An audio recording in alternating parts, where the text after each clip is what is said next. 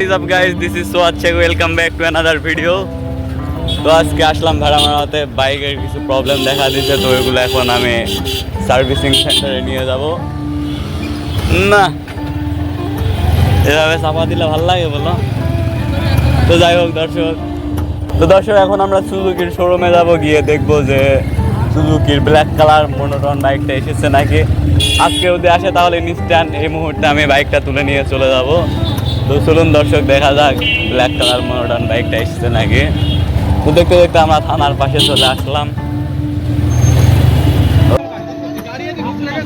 হ্যাঁ গাড়ি এমনি ঢুকিছে, খেয়াল করে নি বাস চালা দিছে।